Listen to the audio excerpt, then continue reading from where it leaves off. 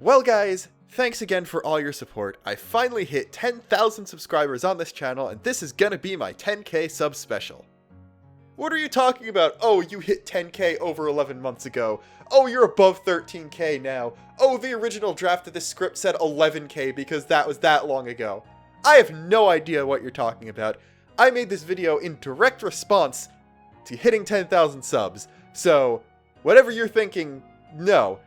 I took time out of my busy life becoming a P-Toad trainer just so I could make this video for you, so shh. Anyway, this is the same video topic I promised that long ago.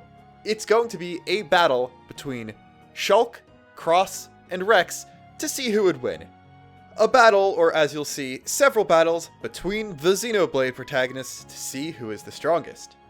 Now, notice how I said Xenoblade protagonists here. I'm not saying this in order to imply that characters from Xenogears and Xenosaga can't stand up to them, and in fact, there are quite a few who would likely beat them in a fight, but these three, just doing them, is already a little much as you're going to see by the length of this video. Maybe I'll put the winner of this video, or all three participants, up against Faye and Cosmos some other time, but that's for a later sub-milestone, and after I'm actually done playing Xenosaga. Now, I will be using concepts and terminology from versus battles in this video. Versus battles are basically a type of debate where people take two fictional characters, possibly from the same universe if they haven't canonically fought, or possibly from different universes, and use various evidence from their series and other things to determine who would win in a fight. I will not, however, be taking any info from the Versus Battle Wiki, which is just a fandom wiki with a big forum for doing some debates, and there are also pages for characters that people edit with certain things and evidence to back up how powerful people are, mainly because the wiki is hot garbage when it comes to Xenoblade. Maybe in general, I don't know. I've seen some people complain about it and some people not complain about it. It probably varies on a series by series basis, but I read the pages for Xenoblade characters.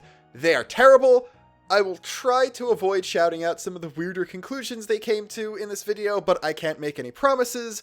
However, I do think that even though this video is not geared at the power scaling or versus battle community, teaching and using some of the terminology would be helpful in better conveying my ideas. So first, I'm going to go through a quick description of some of the terms that I'll be using. First off is attack potency, which is pretty straightforward. It's basically just how strong a character's attacks are and how much damage they can cause. It's also customary that, based on Newton's third law, for every action there's an equal and opposite reaction. If I punch a wall, it hits me back with the same force I used.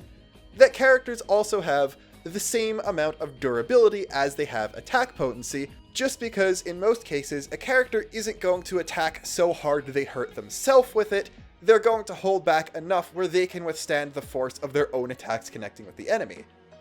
I don't like applying this to literally everything, because if you shoot an energy attack, it doesn't necessarily have to touch you at all, and you might not get the full force of that from you firing it off.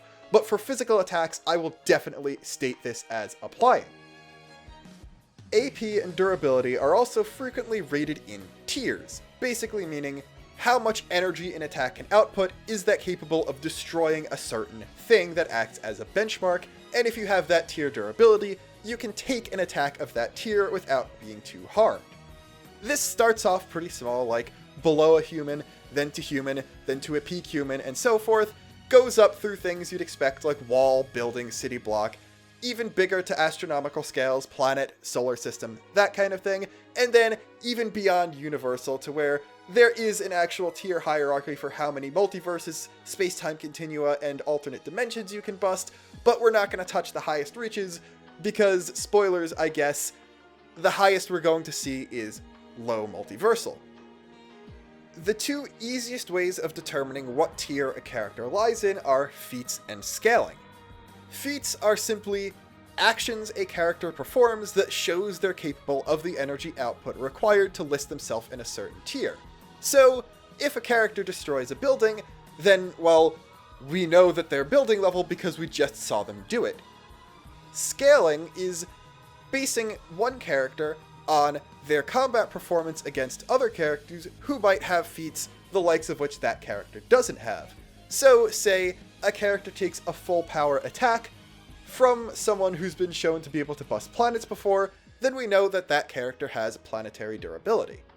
Now, I'm going to use one example of feats and scaling worked together to determine what a character can do even if they're not seen directly doing something, and I'm going to make all the quote-unquote real power scalers in the audience even more annoyed by bringing up Dragon Ball. I'm using Dragon Ball because it's something that most people watching this probably have at least some working knowledge of, but I'm going to simplify things very, very greatly so my point goes across. The event that's basically the impetus for the entire series is Frieza destroying planet Vegeta. We know that he does this pretty easily, on his own, and in his base form. Frieza takes on multiple forms in order to limit his power. The higher level form he goes into, the more powerful he becomes, and his power is limited in his lower forms. Also, at this point in the story, power levels are still a thing regularly used in universe as an overall sum of characters' abilities, and later guidebooks and stuff have revealed more numbers. Destroying the planet is the feat, and ignoring all other information we know about him would put him at planet level in his first form, with a known power level of 530,000.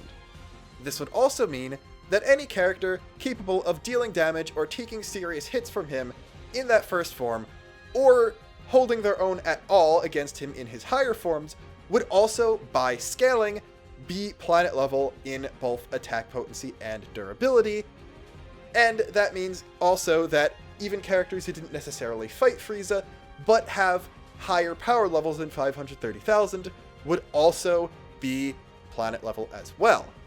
That would easily put characters like Piccolo, Vegeta, and Gohan at that point in time also on planet level or above, and then obviously Super Saiyan Goku is known to have a power level of 150 million in his fight with Frieza, so he's clearly way above that too, and that would also mean that future villains who never come in contact with Frieza but we know as a fact are more powerful than him, like the androids or Cell, are also planet level or above based on scaling because we know they're more powerful than a character with that feat.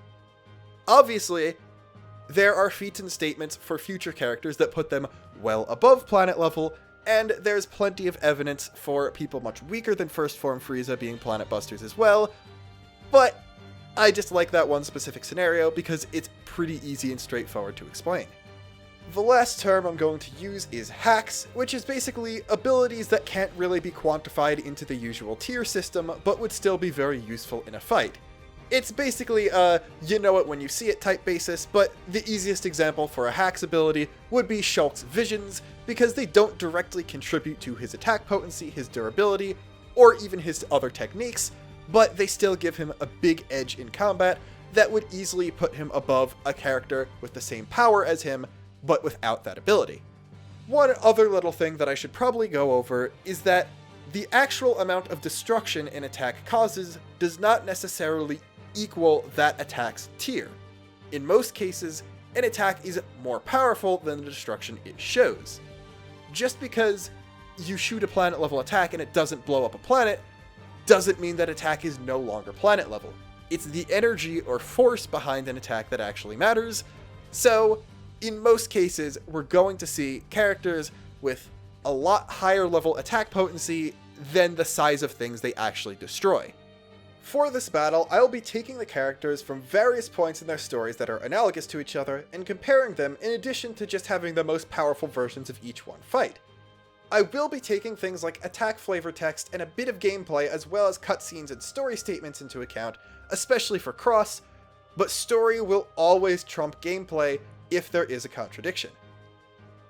Our first order of business is to set up the battlefield because it's very easy to show bias in the way you set up the situations. The most neutral thing I could think of was a planet the size of Earth with various landmasses and environments and such, but no other sentient beings. This planet will be completely new to everyone taking part in the battle, so they're as equally inexperienced with the environments, but some landmasses will be more shaped like Mirren geography and continents, while others will be more shaped like Titans, in order to give characters a pseudo-home field advantage in terrain that looks more like what they're used to. There's an impassable barrier at the upper edge of the atmosphere that none of the combatants are able to cross. Outside this barrier is a small floating landmass that has the Nopon Arcsage, the character who's in control of everything here, the referee of the fight, probably set this whole thing up out of morbid curiosity, as well as the Zohar. I'm going to be calling the conduit the Zohar throughout all of this, just deal with it, so that Shulk and Rex can actually use their powers. I'm going to stipulate that the Archsage will not directly interfere with the battle, but he does have omnipotence over this little pocket Land of Challenge dimension, or whatever they're in, and made it so that each character feels gravity as if it was on their home, mainly so Cross can do their signature jumping higher because less gravity than Earth, and also he made it so that killing is impossible, because if it was, Shulk and Rex, probably most Cross personalities, would hold back in what basically amounts to a friendly sparring match, if they thought there was a chance that they'd kill their opponents. We'll just say that if someone is hit by an attack that would kill them, or are put in a situation where they'll die soon, like bleeding out, they're instead teleported up to the Archsage's platform, out of harm's way, and fully healed. Flying around outside the barrier and around the planet is the Artifice Siren. It can shoot blasts through the barrier, but not physically cross it, so we're not going to see any End of Torna Mithra boarding the mech and fighting in it. Shulk is the only character who's completely alone, but he will be able to hear Zanza and Alvis talk in his head whenever applicable. Cross will get skills that increase in power throughout the story. Story-wise, the Ares seems to be much more powerful than any of the other skills, so their final one will be an Ares 90, instead of some hypothetical decked out other level 60 skill, which you'd probably want to do in a normal playthrough of X. Rex will of course have to have blades, but I'm going to keep him with the ones he gets guaranteed to have during the main story, so that would be Aegis with varying access to her forms, his generic Wind Knuckle Blade, Rock, and then Nia. One last thing to go over before we get into the actual fight, I promise, and that is, why is Cross even here? I chose them over Elma because, while Elma is the main character of the plot of Xenoblade X, Cross has access to more arts, classes, and skills than her, so they technically have more versatility in on-foot combat. The other thing is, why are they here power-wise? Wouldn't they not stand a chance against characters with explicit superpowers? Well, that may not actually be true, because of some kind of ridiculous scaling from everyone's favorite tyrant, Pharsis the Everqueen. She is an Igrolith, and the bestiary entry for Igroliths states, "Hailing from the depths of outer space, these creatures can strip away the ether from entire regions before storing it in their dorsal spines to facilitate interstellar travel. Any unlucky inhabitants of planets they encounter are also devoured down to the very last organism. When this destructive rampage is finished, they set off in search of the next planet. Though rare, Igrolith do at times come in contact with one another. The ensuing battles spell doom for any planet unfortunate enough to be in the vicinity.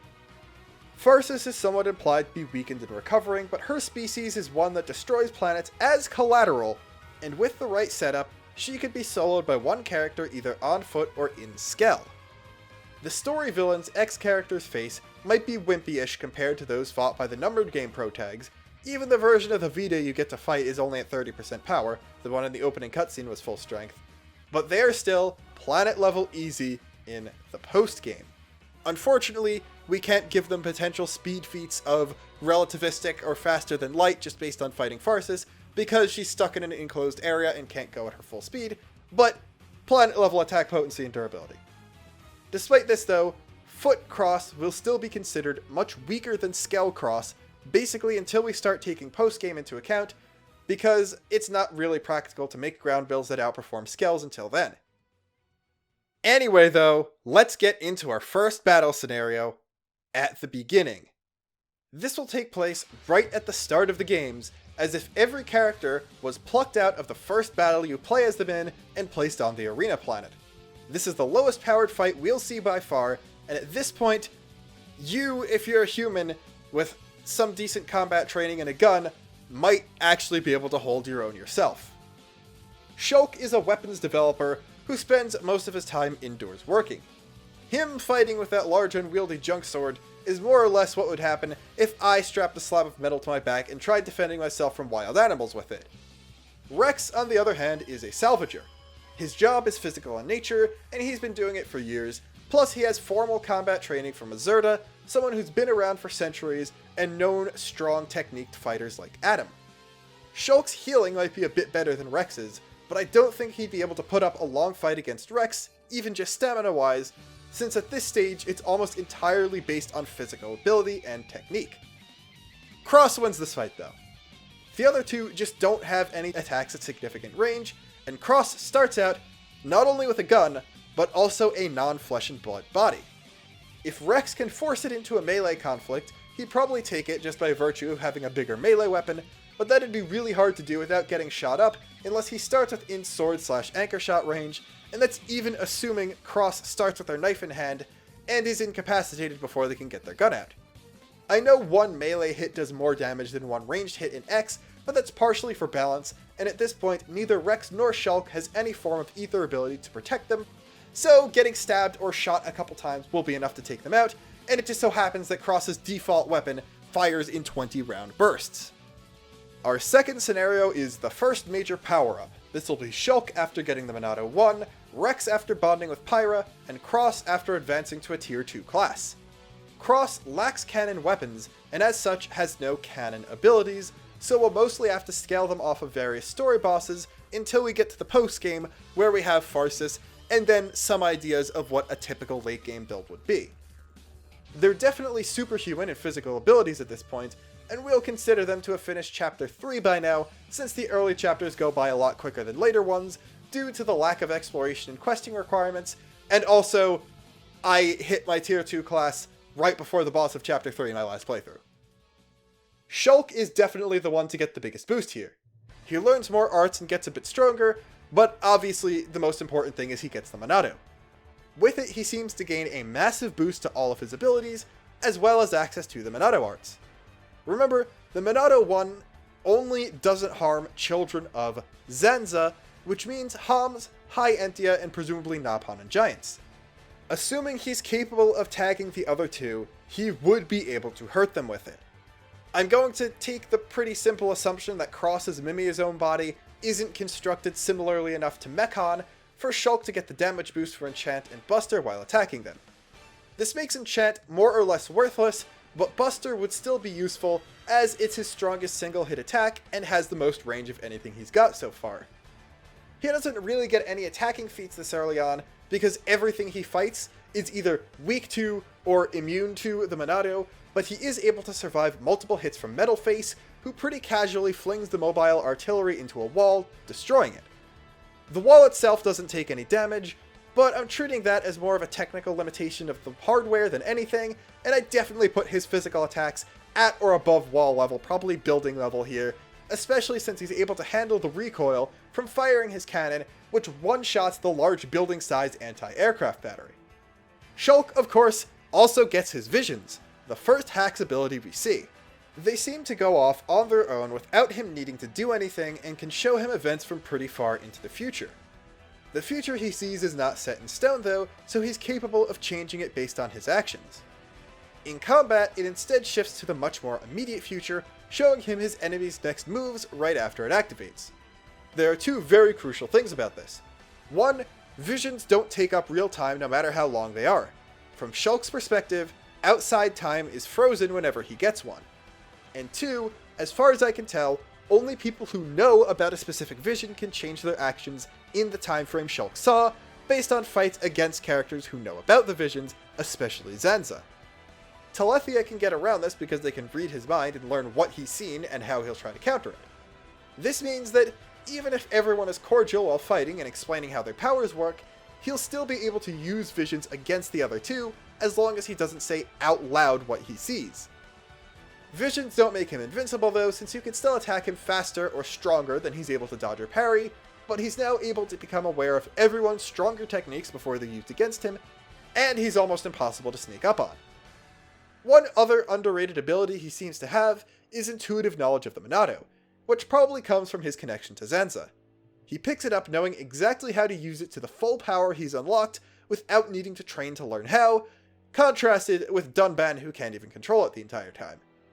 We're talking about him right after getting it, which gives him a huge advantage when compared to Rex, who's shown multiple times well after the point in time I'm talking about, Chapter 3 and then some, to have to learn how to become a good driver. Regular sword fighting comes naturally to him because he's already trained with a similar weapon, but he's not a natural when it comes to controlling ether and avoiding overworking his blade.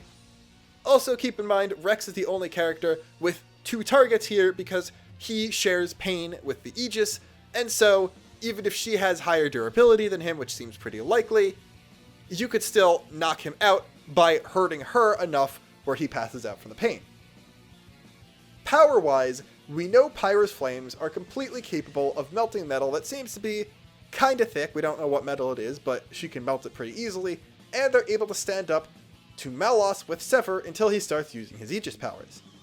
They also lose to Brigid both with and without Morag present, and are affected by Abrona's ether manipulation, which overall paints the picture that Pyra is an above average but not exceptionally strong blade. He does hold back when using a big explosion against Morag though, so it seems like he's capable of injuring a powerful driver but not actually winning a prolonged fight against them. That puts him far above where he was originally, but still lower than the characters who can survive Siren Blasts. Cross has fought a few story bosses by now, the most impressive being Volkampf the Pursuer, who is a Sinicula tyrant. The bestiary says that Siniculas have a carapace as strong as steel, and this one killed several simius that were the size of skells. Hitting through armor as tough as steel is more or less as strong a feat as Pyra melting walls and floors, but Volkampf doesn't get one-shotted. It's a small building-sized creature with wall-level armor getting killed by multiple wall-level or higher attacks, just like how you can demolish a building by destroying one wall at a time. The advantages of having a gun are decreased a lot now that Rex has a blade shield, and is shown to be able to jump many times his own height into the air, and Shulk has his visions. Defeating the 3 Grexes with just Elma as backup isn't too significant, since the Grexes were emaciated and starving, and the first set of prone from Chapter 3 don't seem like they're that strong, since the biggest feat their entire base has is taking out 1 Skell. Overall, Shulk kind of has to take this one. At this point, there's just no way for anyone else to get around Visions, and he seems to be the strongest attack-wise too. Cross is probably the weakest here. They tend to grow the slowest during the beginning of the game, and are still mostly limited to martial arts techniques and sci-fi versions of present-day weapons. Even the ray guns seem to be within the realm of grenade launchers, albeit ones with a faster reload time, and the other 2 have straight-up superpowers and get a lot faster once they get their power-ups. Scenario 3 is what I like to call the mid-game crisis power-up. Shulk has the Monado 2 now, Rex has Mithra now, and Cross has Overdrive but no Skell. This will be with the characters already having some practice but not total mastery of the new powers, so Shulk will be around early Sword Valley, Rex will be late Chapter 5, early Chapter 6, and Cross will be post Chapter 6. Shulk getting the Monado 2 is actually in a lot of ways the least important part of his growth. He gets 3 new Monado arts before then, and those are pretty significant as well. Shield is the hardest to explain outside of gameplay, mostly because talent arts don't exist in the other universes, and might not outside of gameplay in Xenoblade 1 as well, based on the few times characters mention arts in the story. Based on the one time it's used in a cutscene though, it seems to be a temporary barrier that can stop attacks, up to the level of ones that had one-shot a character without the protection. I'll treat it as more or less the same thing as a blade barrier, except it stays on for a few seconds every time it's activated. Blade barrier durability definitely scales with the blade and driver's strength. I'll assume the same thing for Shulk, where similar to a blade barrier, it's something that can block attacks that are strong enough to severely damage his normal body, except while blades put it up and can maneuver it a bit better, Shulk's will just stay around him passively for a few seconds. Speed is the simplest of the arts, it's just a movement speed buff. There's no multiplier or anything attached to it outside of game stats, which don't always accurately reflect story power, but it's definitely a several times increase since people go from visibly running to flash stepping in the scene where Shulk learns it. It's also important to note that in gameplay, although it's never seen in scenes, Shulk can stack passive Monado art buffs like speed and shield at the same time, so I see no reason to say that he can't do it in this fight. It would just take the Monado to do a little bit of charge time to prepare the new arts, which does seem to be a thing in universe. Purge is actually the most important though, because if it hits, it can seal off someone's auras and spikes. In gameplay. Story-wise, it seems to actually be more of a technique to stun and immobilize an enemy temporarily, since they get around Soul Read in cutscenes by cutting off a physical organ on the Telethia's body, instead of sealing the power like in gameplay, since destructible parts are only an X. Just for fun though, I'll give it the additional power of temporarily sealing the connection between blade and driver, and turning off overdrive, since the gameplay version is the most well-known form of the art. Also, this is Shulk's first projectile attack, and can also be expanded into a constant fan-shaped stream of ether from the Monado. There aren't many feats even for the two though. He easily beats a metal face that was far stronger than he was at Colony 9, which means he would technically scale past the entire automated defenses of Alchemoth, which is impressive but not really quantifiable. It's worth noting that he's still wary of fighting a large group of mass-produced faces, even before Egil in Yaldmouth starts posturing. He grows a lot past the cutoff point, but as of Sword Valley, his increase in fighting strength comes more from the new Monado arts than the stronger sword, and his overall strength is probably only a few times greater than it was at the Monado 1.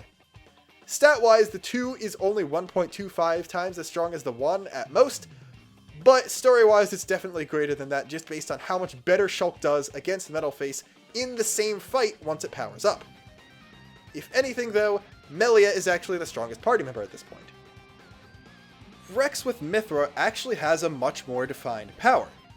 The Aegis power ladder, as I understand it, and I don't think it's very refutable, is Pyra is a lot weaker than weakened Malos, who's a lot weaker than Mithra, who's a bit, maybe an order of magnitude at most, weaker than complete Malos, who's a bit weaker than Third Sword Mithra, who is a lot weaker than Numa. Rex with experience using Mithra is without a doubt the strongest character besides Jin until Malos gets his power back. Rex does also get Rock in this time period, who's stronger than Pyra based on several fights, and can do some rather impressive things like fly a bit, stand up to Malos and Akos, and cancel out Abrona's effects by changing ether flow, but overall there's not a real reason to use him a lot with Mithra around. With Pyra, Rex is completely nulled by Abrona's powers, while Mithra can break out of it just by flexing a little bit. This actually also, scaling-wise, shows that Haze's ability is stronger than Abrona's, since in Torna, Mithra is affected by Haze, as well as showing that both complete Malos and base Flesh Eater Jin are stronger than Abrona's ability as well, since they're either unaffected or only partially affected by Haze. Even not counting Siren, Mithra is much more powerful than Pyra. Just hand-to-hand, she can match up much better with people like Bridget, Pandoria, and normal Blade / suppressed Flesh Eater Jin, who based on a few scenes, can scale to nebulously a bit weaker than Malos. Zeke and Pandy are the first ones to ever not get hit vitally by Jin's Speed Blitz before he transforms, so not Lightspeed yet, and Rex states they're on the same level as Morag and Bridget. For reference, Vendom and Rock are well above Pyra, but still weaker than the other two mentor figures. When fighting Zeke for the last time, Rex says that Zeke and Pandy are on Morag and Bridget's level in a way that implies he's still weaker than them, but this is definitely without the artifice. Flavor text to some of her specials shows that she's capable of blitzing at light speed a little bit, on her own moving, without a driver being powered up. It does not seem like she can get the driver remotely close to that speed. She's also able to damage Lila easily, who's completely immune to bullets, but that's not too big of a feat at this point. An important new hacks ability Rex gets is Foresight. This is a bit weaker than Shulk's Visions though. It needs to be actively used, but it predicts the movements of enemies within a certain field that Mithra creates. It's weaker than Shulk's Vision since it's a prediction, not a vision of the future, and only shows enemies' motions, not the entire picture. It also seems like time slows instead of stopping for Rex, and the prediction is superimposed on the real world, instead of going to a different vision scene. Even if the prediction is correct, they can still be hit if attacked faster than they can move to block or dodge. Jin does this much later on in the story, but it would still hold true for a weaker version of the characters. She can also shoot Light Blast without using Siren, and tends to avoid those as well to not damage stuff or kill people, and she can also easily block and dispel Bridget's flames, so it's probably on the same level as those or above.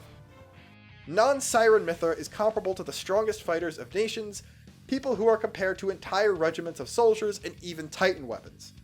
She does still lose to Jin, Haze's ability, Malos, and larger Titans, plus mechs like Siren and Rosa's first form. Giga Rosa is beaten relatively easily, but that's after a lot more practice with Rex controlling her power, so she does a lot better than Pyra, and pretty much, in universe, the qualification for is one of the strongest driver blade pairs of all time is forcing Mithra to use Siren. Speaking of Siren though, it's where things get busted. Siren, of course, scales to Malos' Siren, which easily sinks a Titan when he's trying to do so, and Mithra constantly has to hold back and calculate the strength of her shots every time she shoots one to avoid killing the Titans she's on. When fired haphazardly, it destroys a large platform at Alethor Ruins. It also completely kills powerful blades like Abrona, Perdido, and Cressitus, including damaging their core crystal, which is seemingly a hard thing to do. And those blades also give her trouble without the artifice. It's not an insta-atomization thing though, because higher durability characters like Flesh Eaters and Malos can take the attack, but with damage. And of course, Flesh Eater Jin is able to use his particle controlling ability to completely stop the beam midair.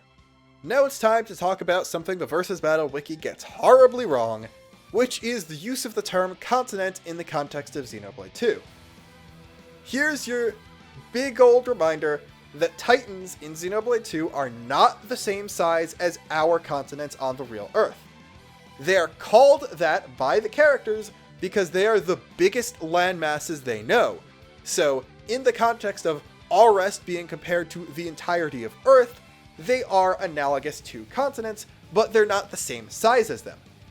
They're visible from the first low orbit station, but not particularly clearly based on a heart-to-heart that involves both blades and humans, so it seems like we can interpret how a normal human would see the Earth from low orbit. I used pixel measurements from the scene where the entire planet with the orbital ring is shown, and the diameter of the Earth, to estimate the height of the ring at about 1,600 kilometers from the surface, which is near to the upper end of low orbit. The heart-to-heart shows that Titans can be seen and identified fairly well from there. This is a Google Earth image with a height of 1,600 kilometers, which would make them, I'd say, about the size of islands in the Lesser Antilles in the Caribbean, or up to about 1,000 square kilometers when seen from above, at most, or roughly the size of just the land area of just the 5 boroughs of New York City. All rest nations are tiny compared to real continents. In addition to that, the Titans we see destroyed aren't exploded. The living being that is the Titan is just killed by siren shots, which causes it to sink, but I think it's safe to assume that Titans are much more durable than a non-living island of the same size, since they have carapaces, they can withstand their own weight and all that kind of thing, so calling a full power Siren Blast island level at least, I would still say is more than reasonable, which would of course give higher tier blades island level durability. Malos makes massive craters with some of his shots. Mythra can one-shot gargoyles, which are fairly analogous to mass-produced faced Mechon, and they're capable of easily destroying cities in small numbers, so I think that's pretty reasonable of an estimation to make. Not many people actually take a Siren Blast, most of them dodge, but those that do are definitely island level durability based on several other things.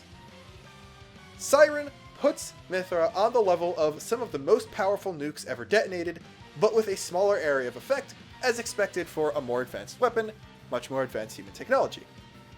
Siren not being world-destroying, planet-busting is okay though because the Sirens are mass-produced, while Ion is much stronger, to the point of people really not wanting to use it unless absolutely necessary. It's also worth remembering, Siren beams move at relativistic speeds, but slower than light because they have mass. In Xenoblade 2, only Jin can dodge a spot if he's standing directly on it when Mythra is aiming at it once it fires, but it's possible to anticipate when Mythra is going to shoot by observing her motions and also her tiara gleams a little bit. Torna Mythra used Siren haphazardly if she was pressed at all, but with Rex, they tend to save it for a last resort or a finishing move and maneuver people into the position it's aiming at. That would more play into his tactics than his power. Cross has no scale, but Overdrive. Overdrive is mainly an attribute boost based on the one time we see it in story and its uses in battle. Attacks are powered up, they can use arts more frequently, more powerful versions of arts are unlocked. I'm basically going to treat it as a transformation that increases all abilities, but has a pretty short time limit on it, up until post-game when they unlock infinite overdrive builds and can stay in the form indefinitely. As for bosses beaten, Goetia is the single most powerful humanoid so far. She possesses some electricity manipulation and blows up a small building-sized lifehold archive. She is injured and forced to retreat. In that fight, she is not toying with the party, she's just more powerful in her Skell. Some rank-and-file ganglion Skells are fought without overdrive. They're capable of causing widespread damage to a city later on. They destroy human-made Skells in the opening cutscene, They're more or less flying tanks, but with a lot more speed and probably a bit more power. Lastly is the Tainted Sphinx and other Tainted. The Sphinx is the strongest of a group of creatures capable of consistently repelling the Ganglions' entire army, scaling the entire Tainted force close to the Ganglion army from Chapter 8. The Tainted Karos, which are weaker than the Sphinx by a lot, one-shot skells that were the bosses of the previous chapter, and of course the Sphinx is even stronger than that. The party barely wins against the one Sphinx, but them combined are effectively on par with a higher end skell like Almendal, which casually blows up a cliff-sized life total. In conclusion, I still have to go Shulk or Rex. Cross just does not grow as fast as them until exploding in the late and post-game. Shulk gets tons more versatility, but Rex gets his answer to visions and the single most powerful attack anyone has access to at this point in time. Cross probably can't take a Siren Blast or a Purge, since the latter seems to affect things more durable than Shulk can easily cut based on the Leon Telethia fight. Vision and Foresight probably mostly cancel each other out, making it more or less a fight between who can out-mind game or react faster than the other. Rex would probably have the edge with Siren Shots, but the activation tail from Mithra is long enough to notice, and Shulk has visions, he just needs to get close enough to make it unsafe to shoot Siren. In Chapter 6, Rex survives an attack barrage from True Form Jin, who just no-selled a Siren attack, so he's proven a bit more durable, but that is a little bit in the future, so he might not have that level of durability. I don't really know about Shulk versus Rex.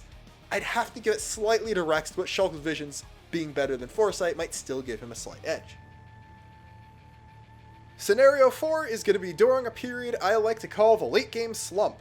This is going to be Cross post Chapter 11, Rex with Nia and Rock, and Shulk with the replica Minato. Cross is now city level easily. They destroy the Zoofarg, which is stated to be able to destroy the White Whale, which is a massive armored defended ship capable of carrying a city and can fly in a flying scale. Now the interesting thing is we're actually passing over a lot of growth with Shulk, and that's because he goes through the whole Apocrypha ordeal. In Galahad Fortress, Egil turns on the Apocrypha generator, which jams some of the Minato's ether signals.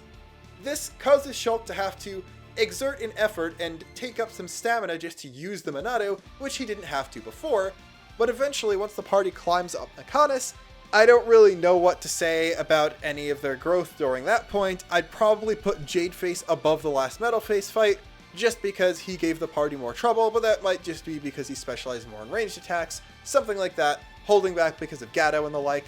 But after they destroy the Apocrypha generator, Shulk gets a massive power boost and has effectively mastered the Minato too. He goes from losing to Egil on foot to easily being able to overpower Yaldabaoth that's plugged into the core of the Makanis. Unfortunately, we don't really have any way of accurately determining the size of the Xenoblade 1 Titans. We could technically measure the actual models, but I've said it plenty of times before, distances and sizes of things, based on how they appear in-game, are always tons smaller than they are in real life, so even though Shulk has a canon height, we can't just say, oh, this area is X Shulks long, and then that area is this size compared to the full size of Bionis and Makanis, and they're that size that way. The only thing remotely resembling a canon statement we have is something the author of an IGN article who seemingly spoke to Takahashi before the game's release said, which was that the world is Japan-sized. I have no idea what that means exactly, but I've always taken that to mean that either one of the two Titans or the two Titans combined are roughly the size of Japan, which would mean that being able to harbor the Titans, and therefore the Titans' physical attacks themselves, are country level. That then means that Shulk goes from taking attacks from town level people pretty easily, probably just getting a lot powerful overall. Mechon in Sword Valley, based on the Battle of Sword Valley, can do a lot more damage than even the early faced guys. And then just, bam! Easily overpowering a country level guy. And he's dodging all of Yaldabaoth's attacks. He's completely blocking its sword just with the Minato, not even giving it into a larger form. I think we kind of have to say that that version of Shulk would probably be able to get away from Siren at least and overpower Rex even with late Chapter 6, right before she gets taken, Mythra.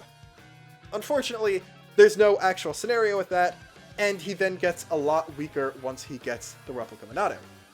He's weaker in outright power, it's implied a lot by all the characters and stats, but crucially he keeps all of his hacks.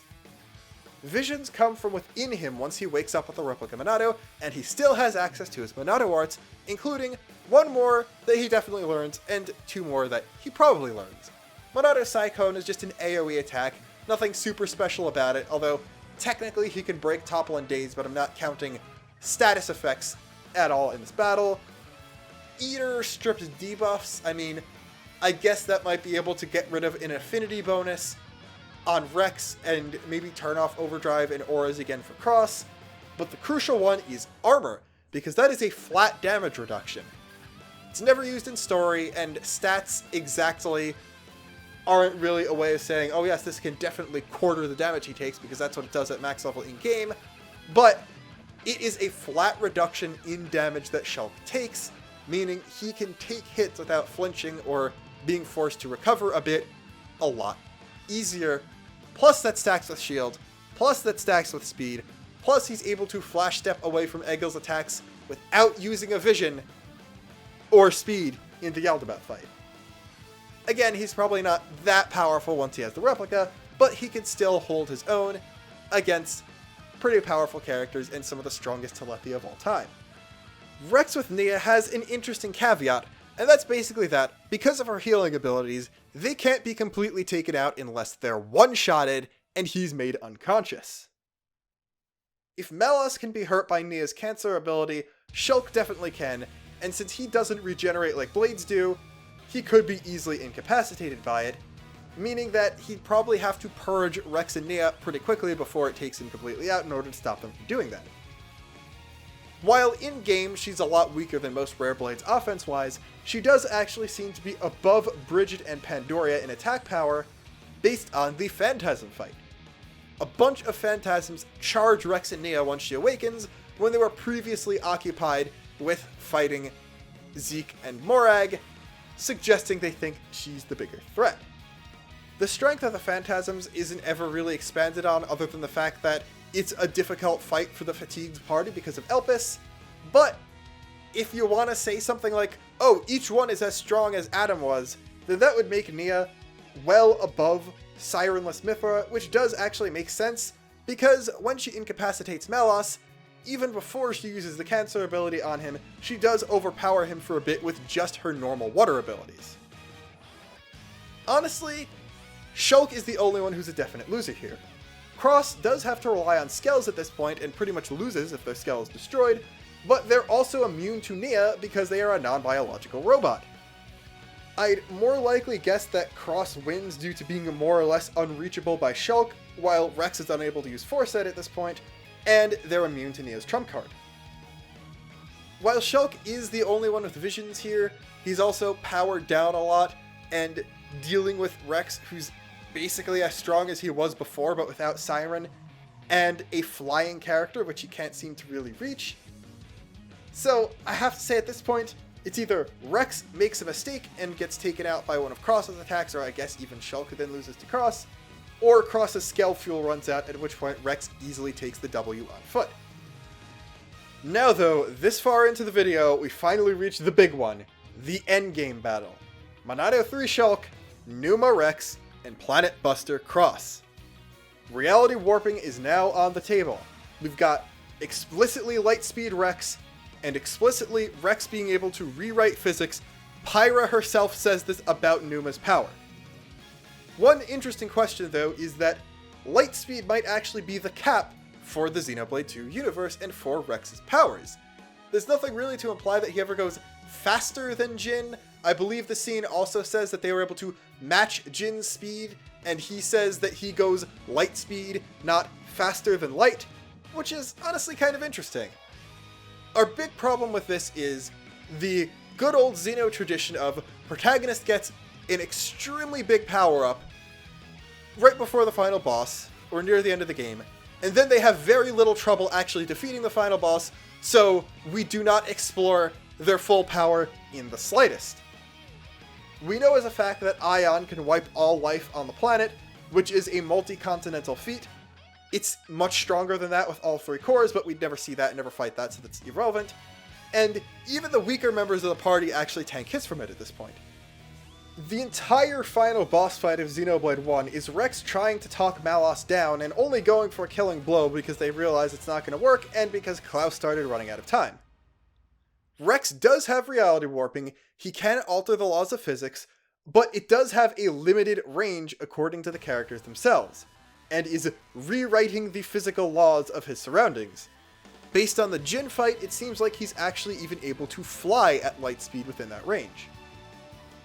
Numa in story is not a transformation with a time limit, but it does seem like she fatigues easier, especially if she uses her hacks as opposed to just her raw power. It's also shown that Rex is capable of dual-wielding Nia and Numa's swords. That's not a significant power boost, but that again means that you would have to one-shot Rex in order to win against him. On Shulk's side, he destroys Zanza easily, and Zanza was capable of resetting all life on the 2 Titans.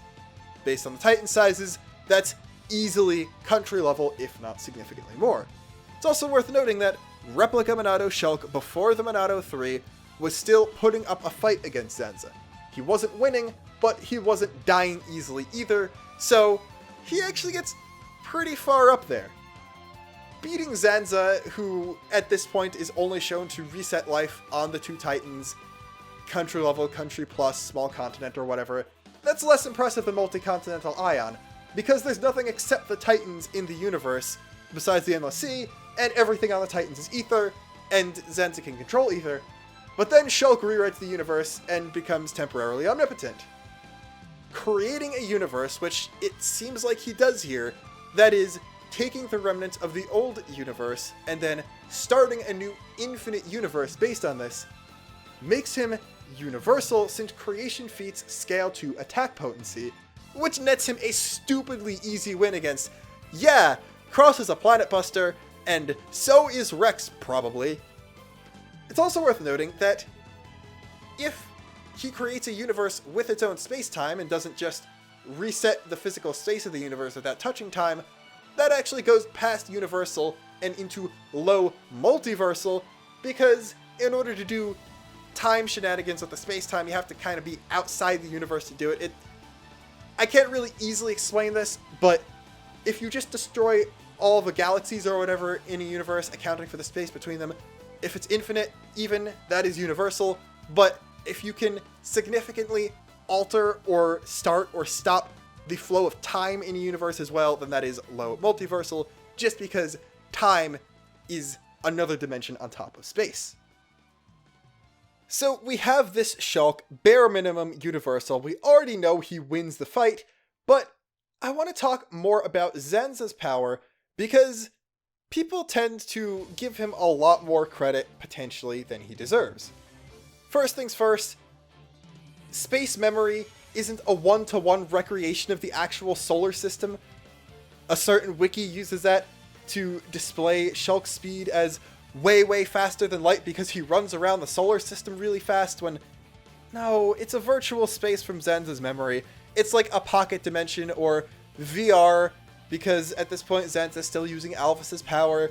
We know Ontos, along with the other cores, were raised in a VR simulation. Zanza, using his power, probably has access to this. The sentient Genesis space memory and the location outside Prison Island 2 are more like a small pocket dimension that he's starting his Titan reset from. He has a lot of Alvis's power, makes sense that he can create / access dimensions because we know Alvis did it when, you know, the whole space-time transition event where Ontos disappeared. That's traveling between universes and stuff.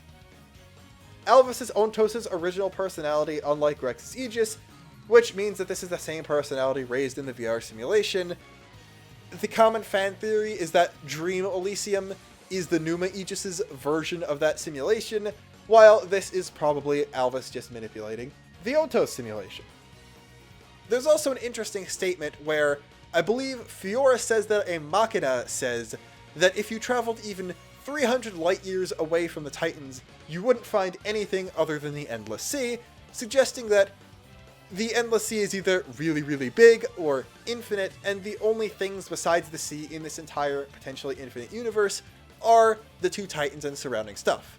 It's also mentioned that things like the sun, moon, and stars are actually balls of ether in the sky and not things the same way they are in our universe, so they're not really on the same level of, oh, this is a pocket universe with 2 country-sized Titans, but also hundreds of stars. That doesn't count. They shouldn't be counted as stars and things in terms of feats related to manipulating this entire universe. If Zenza could reset all of space-time, or just create or destroy all of space within that 300 light years radius, then just the 300 light years and just the space, just the matter, is multi-solar system level. And if he resets all of space-time, it is multiversal, same thing as Shulk creating universe from scratch. It is, however, implied that Zenza does not want people to leave the Titans so their ether does not get away from him. It looks like he can only exert absolute control over Bionis and then Mechonis once he gets Nanus Minato. He reset the world specifically so people wouldn't stop looking to Bionis as a creator and start leaving it. Alvis, he feared his own annihilation. His claims of resetting everything should be taken at more of a kill all life on Bionis and start that all over level, rather than restarted the whole universe including time level. Alvis also directly states that he's not immune to Providence, and I take that to mean that he's still affected by time and can't directly control it, plus, obviously, he can't see through Shulk's visions. Alvis says that the Klaus incident destroyed the old universe and created a new one, but we know that's not exactly true, because once we see the Xenoblade 2 side of things in the later game, we know that it just killed all life on the surface of Earth and teleported some people or their souls or whatever into another universe, potentially creating it. Assuming Zenza and or Alvis intentionally created the Xenoblade 1 universe from scratch, that would still put them at multiversal, but I'm more inclined to believe that it was Alvis' doing without direct input from Zenza, which would of course still give Shulk multiversal, but Zenza himself a much lower amount of control. He has things like reality warping and near absolute control of just the Bionis and Mechonis, but he doesn't seem to have any jurisdiction over the rest of his entire potentially infinite universe. Again, Rex seems to be limited by light speed, but there's nothing to imply Shulk is.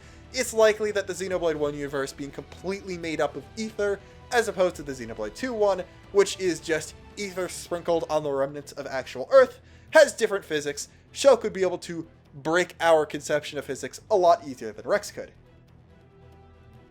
While he can definitely affect physics, Rex seems like he is still limited by certain basic laws of our own universe because not everything is ether, while Shulk comes from a different universe which seems to have its own physics and is entirely ether, and he can completely control ether using his god powers.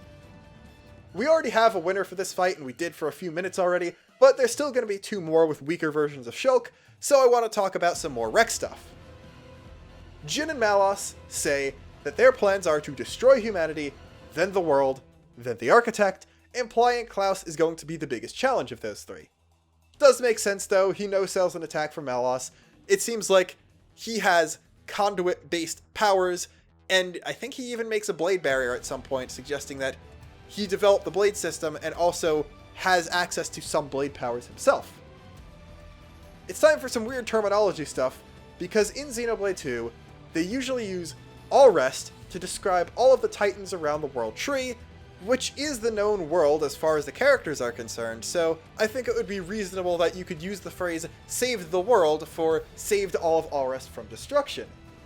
I'll take destroy humanity then to mean either destroying the Titans of Allrest or ravaging them enough to the point where humanity goes extinct. They do sick a bunch of gargoyles on the Titans, but those are basically fodder to the characters at this point. The entire party can tank hits and put pressure on full power Malos, who can tank siren hits, so most party members besides maybe Dromark and Poppy in her lowest form are island/Titan level at the end. I can't tell if just the gargoyles was their plan for destroying humanity or if they needed Ion for it, I'd put destroying all the Titans at once on the same level of destroying the entire Caribbean, which would be large country / small continent level. We don't know if they were capable of doing that without Ion. Maybe just a Siren would be doing that if it really let loose or something, but that's beside the point. Because the world is rarely used to describe the physical area of just Allrest, so when they say destroy the world, I mean, if they've already killed humanity, society is gone, so it doesn't mean society in this case. I think they might actually be referring to the planet, which is Earth. They definitely need Ion for this, since even an army of Sirens wasn't enough, which again suggests Ion is multi-continent, probably reaching planet level, especially based on how concerned the Radamanthus guy in the one flashback was for authorizing Ion. He really wanted to use it as a last resort, and this is a guy who had an army of Sirens at his disposal. Destroy the Architect being last implies that, as far as they know, he's above planetary destroying difficulty-wise, suggesting either that high durability or just the fact that he'd be able to fight back when a planet without humanity couldn't. Although they haven't met him yet, so, you know, who really knows here. Again, though, he used the Zohar to create a sea of nanomachines around the entire planet, and stops an attack from Malos while basically dying, so I think planetary durability for him isn't out of the question. Ion may or may not be able to kill Architect Klaus, but if he's above planetary, Numa probably is above planetary as well. There's nothing here really to suggest that any characters are more than planetary or significantly more than planetary. Like you could say, oh yeah, if Ion can destroy Earth easily, then it would be large planet, or I don't know, planet plus multiple planets, like destroy just the planet's part of a solar system without the star. So I wouldn't say go up to star level or anything, but reality warping and Aenea's regeneration definitely gives Rex an edge over someone whose only abilities are planet busting and brute strength, aka Cross. Anyway, last wiki rant time. In Chapter 7, Melos says he was created by the Architect to erase existence. This is just what he believes. It's directly contradicted later on by the Architect saying what the Trinity processor was designed for. The wiki literally takes this statement, made in ignorance, as him being able to destroy not just the universe, but the entire Xenoblade multiverse, aka putting him above the strongest feat we see from Shulk, who would definitely destroy him. Stop! Artifice-wise, Siren beats Ophion if that ever matters.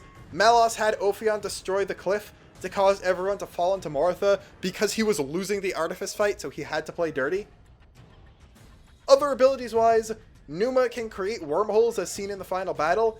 This isn't anywhere near the same level as Alvis going into a different universe, because it's just creating a portal between different parts of the same universe, but it's still pretty impressive, and it's a useful technique that he could use. Rex might even be able to teleport himself out of danger, say, go to the other side of the planet for just long enough to get a Nia heal before the others find him. I guess if you really want to stretch the rules I laid out, he could bring Siren through the barrier to fight, but that'd be more risky than anything because it could easily get destroyed, especially with the amount of power going around, and the fact that, I mean, Planetary Cross with the Scale would probably destroy Siren, just based on what we've seen of Sirens getting destroyed before. We know as a fact the X universe has faster than light travel, but it seems like that's just for spaceships and not necessarily stuff like Skells. The Ares might be an exception, but based on the flight speed of Skells we see relative to other things, the planet as a whole, and that sort of stuff, it doesn't look like they're anywhere near light speed. There's also no real concrete feats for the Vita in the opening to tell what 30% of its power under Luxar would be. It causes an explosion that goes from orbit to the surface of Earth in a couple seconds, and one-shots a ship that looks to be about the size of an Ark ship, but that's only putting it on the level of the Zoofarg, so there's no way of telling what its limits are. Even if we say it single-handedly destroyed Earth, the Vita has nothing to put it above Pharsis, so I think relatively easily being able to take out a Planet Buster on foot is the best we can get for Cross. Anyway, obviously Shulk wins. Rex is probably able to out-hacks Cross even if he's a bit behind in pure attack potency, and then Shulk erases both of them. It's that easy. Our next scenario will basically involve Shulk being nerfed a lot, because, you know, low multiverse to planet is a bit of a big gap there. So this will keep Rex and Cross the same, but I will go by something I've implied before, and that's that Shulk being able to control everything in the universe is only because he's in Alphys's created universe, or the universe where Alphys brought in all of the ether, instead of actually being able to control an entire normal universe. He could just control ether, and there happens to be only a bit of ether in that universe. I'll also be saying Ontos is roughly equal to Numa, so he's Rex but not limited to the Blade system. This will turn the Shulk creating a new universe feat to transporting everyone from Bionis and Mechonis who is still alive back to Earth in the real Infinite Universe, and then say that creation of the XC1 universe is just Alphys using conduit power to bring some ether in through the same portal he used, I guess, and then giving it to Zanza and Mainith and allowing them control over their Titans, plus reality warping stuff with Monados. Shulk still gains control over Bionis and Mechonis, putting him bare minimum country plus a ton of reality warping. Monado 3 Shulk is much stronger than dual Monado Zanza, so he should realistically be way above the Titans themselves.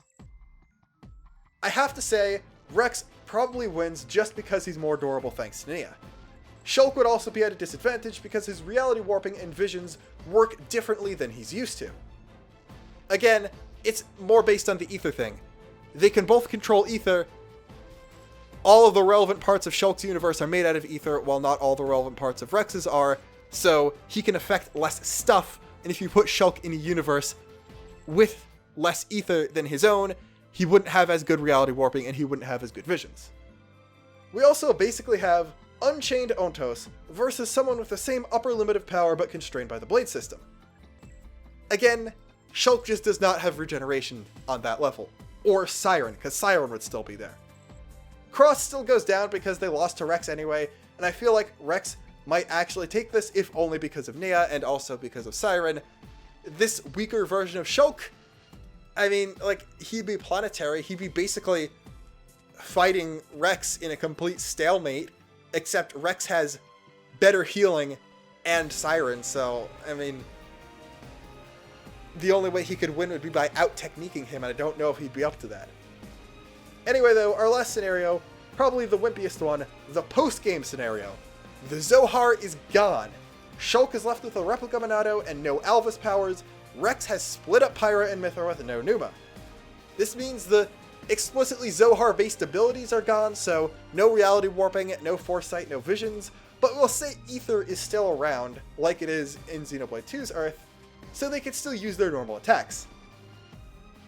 Siren might still work on conventional fuel, but its particle cannon runs on Zohar juice, so the only real reason for Rex to use it is gone. This fight is kind of a joke.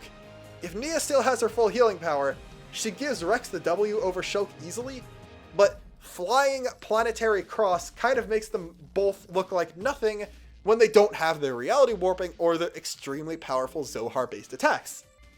Honestly, it's pretty comical realizing that a massive problem for the two guys without a mech is actually hitting a flying target since they don't have many ranged attacks, but I guess in Love and War, play lame, win games actually works out a ton. And that, at long last, is the 10k subspecial, the Shulk, Cross, and Rex versus battle. I hope this was worth the wait. It probably wasn't, only because the wait was almost a year, but I'm proud of this video. I think I did a pretty good job. I know there's probably going to be a lot of flaming people in the comments saying I'm a big dumb idiot trying to get me to debate them. What little I've seen of the versus battle community is extremely toxic, so I'm going to try to stay away from that, but that's not going to stop me from potentially reading over the versus battle wiki pages for the characters later on my second channel for a laugh. But anyway, I don't know. I don't know how much editing this video will take out of me because I haven't started doing that yet, so there might not be a video next week either, but yeah, this is done. Massive weight off my shoulders. I hope you enjoyed. Like, comment, and subscribe if you haven't seen this yet. I don't know why you're watching my 10k sub special before anything else, but do it anyway. And please stick around for all the more stuff I have and will be talking about in the future.